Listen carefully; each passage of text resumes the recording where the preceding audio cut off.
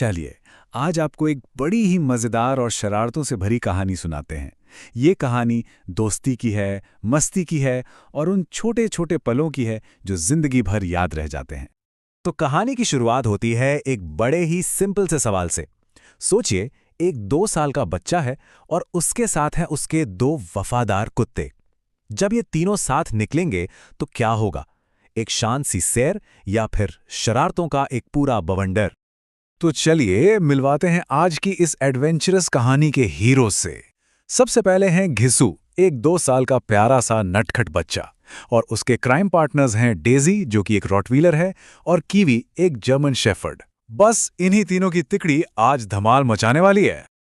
अब हुआ यूं कि सुबह सैर पर निकलने से ठीक पहले डेजी और कीवी ने घिसू की देखभाल करने वाली कांताबेन से एक बड़ा वाला वादा किया कि घिसू को एकदम वीआईपी सैर कराएंगे। लेकिन इनकी वीआईपी सैर का मतलब कुछ और ही था। और बस यहीं से असली खेल शुरू होता है।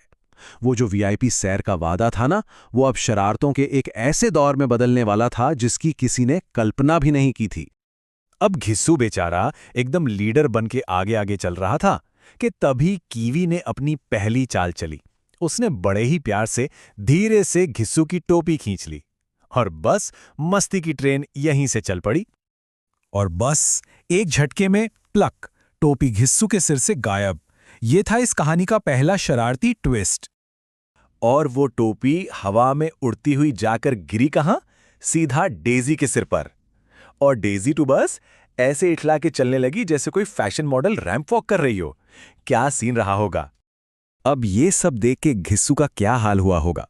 बेचारा पीछे से चिल्ला रहा है, अरे वो मेरी टोपी है, कोई फोटोशूट थोड़ी चल रहा है यहाँ। उसकी ये झुंझलाहट इस पल को और भी मजेदार बना देती है। पर रुकिए, शरारतें अभी खत्म नहीं हुई हैं। अब डेजी और कीवी ने एक सीक्रेट प्लान बनाया जिसका कोड नेम था ऑपरेशन घिस्सू। स्टेप 1, पास में कीचड़ का गड्ढा ढूंढो। स्टेप 2, उसमें अपने पंजे डुबाओ। और स्टेप 3, घिस्सू पर जोरदार छपाक। और फिर जोरदार छपाक, कीचड़ के छींटे सीधा घिस्सू के कपड़ों पर।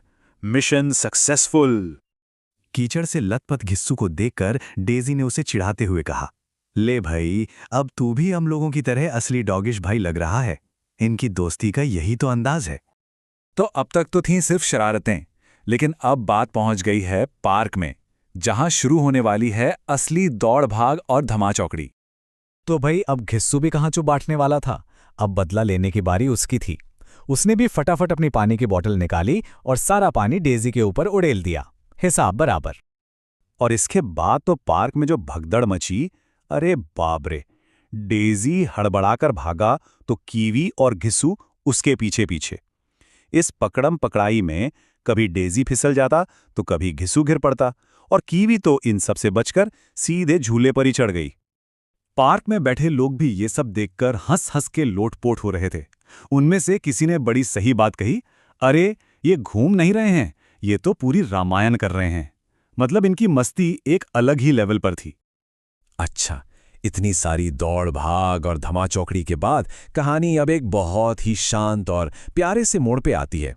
अब वक्त है ये समझने का कि सारी मस्ती के पीछे का असली मतलब क्या था।